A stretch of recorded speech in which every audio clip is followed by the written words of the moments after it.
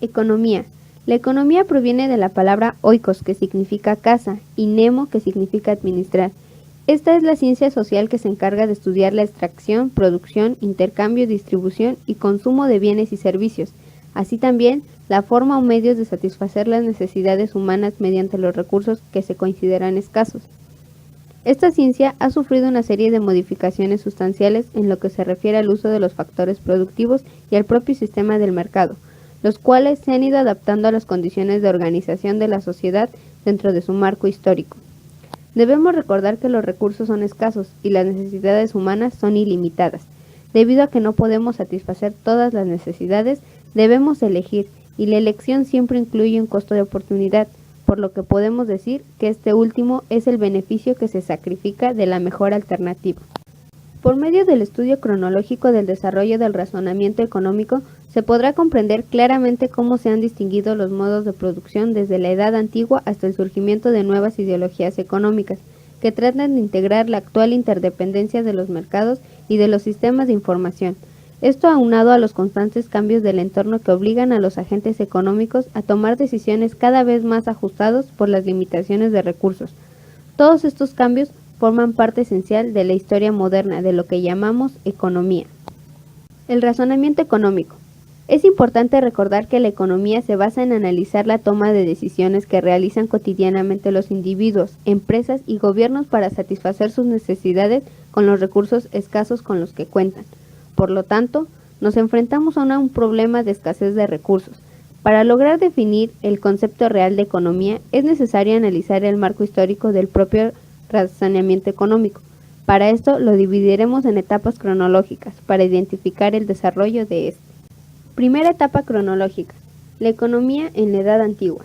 Durante esta época, la economía era de corte totalmente rural, ya que el principal sector económico era la agricultura. El trabajo como factor de producción provenía de la esclavitud, que era el pilar fundamental de la Edad Antigua, pero fue gracias a esta que se lograron dar las economías urbanas de las principales economías antiguas, como la romana y la griega. En el caso de la propiedad de la tierra, se obtenía mediante herencia o a cambio de méritos a favor de los reyes o altos gobernantes de la época.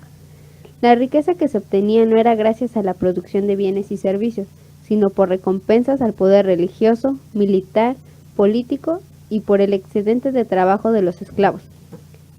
El medio de cambio era metálico, es decir, se utilizaban monedas de oro, plata y cobre, que actuaban como certificados de depósito, ya que su valor era proporcional al peso en el metal. Durante esta época, la sociedad no había integrado la producción y el comercio de bienes con la generación de la riqueza. Segunda etapa, de la Edad Antigua a la Edad Media. Posterior a la caída del Imperio Romano, alrededor del 476 después de Cristo, se debilitaron las fronteras, provocando con estos constantes invasiones por parte de las colonias bárbaras. La sociedad se reorganizaba en una forma de defensa y de autosuficiencia, motivando el surgimiento de soberanías divididas y descentralizadas conocidas como feudos. Obviamente, estas formas territoriales dieron paso a una anarquía local, restringiendo el comercio por considerarse demasiado riesgoso. El medio de cambio era establecido por cada feudo y el gobernado por un señor feudal. Tercera etapa, el feudalismo. El feudalismo fue una forma de organización económica que se derivaba de una entidad social y política comandada por un feudal, en donde se establecieron estratos sociales plenamente identificables. El estrato menor lo ocupaba el siervo que trabajaba las tierras del feudo 4 o 5 días a la semana y el resto de su tiempo se enfocaba en sus parcelas otorgadas por el feudal, pero sin la percepción de un salario. A cambio de esto, el feudal proporcionaba un cierto grado de seguridad frente a los ataques de ejércitos enemigos y otorgaba alimentos en épocas de sequía. Por sus propias características, el dinero como tal no era un medio de intercambio común, ya que la mayor cantidad de transacciones se realizaban mediante el trueque. Es importante destacar que durante esta época se comenzaron a conformar gremios, que se constituían de trabajadores del mismo oficio. Entre los más comunes estaban carpinteros, herreros o sastres que no eran siervos y por tanto eran libres.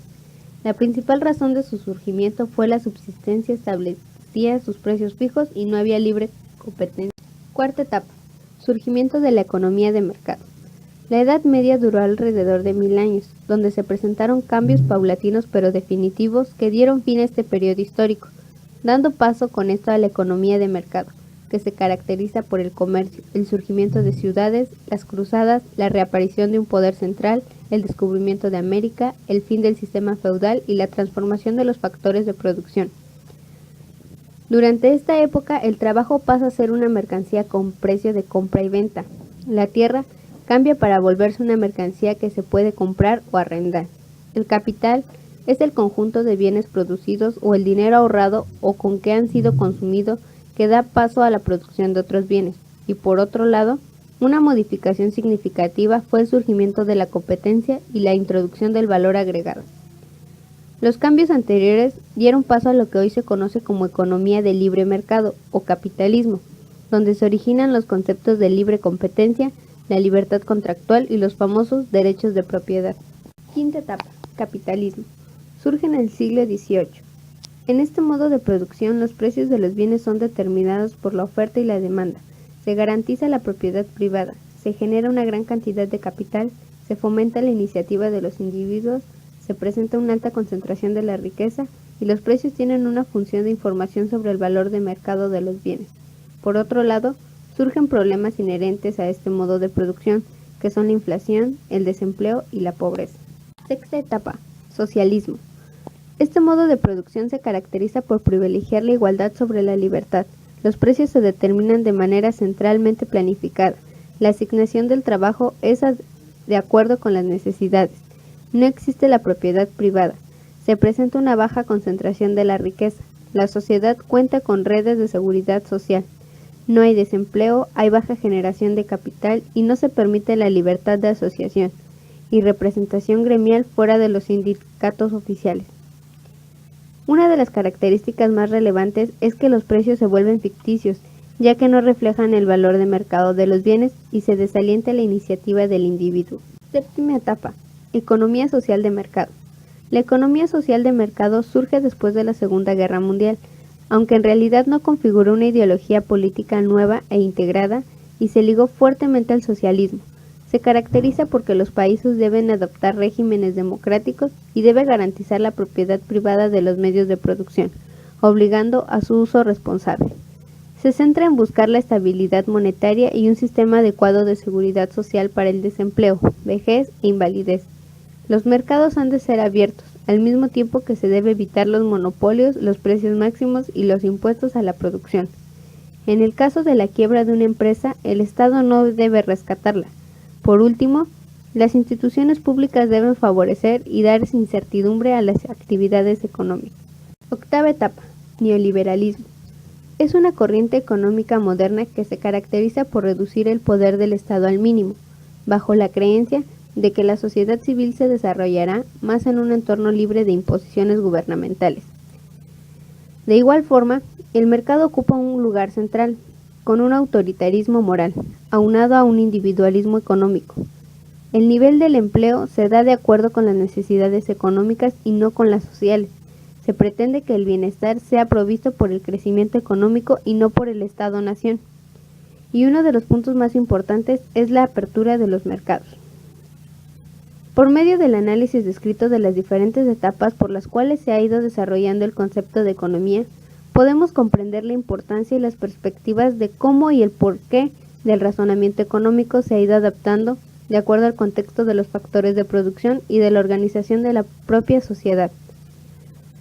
Por lo anterior, la economía centra su estudio en el cómo la gente elige asignar sus recursos escasos y limitados para producir, intercambiar y consumir bienes y servicios de un intento por satisfacer sus necesidades ilimitadas, de tal forma que si no existiera el problema económico, no sería necesario estudiar economía. Como se puede observar, los recursos económicos se combinan en una variedad de formas para producir bienes y servicios.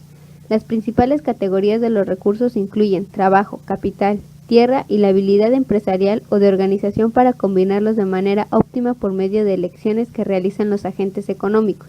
Este razonamiento económico de obtención y asignación de recursos en aquellas elecciones que ofrezcan la mayor satisfacción es realmente la esencia de la ciencia económica.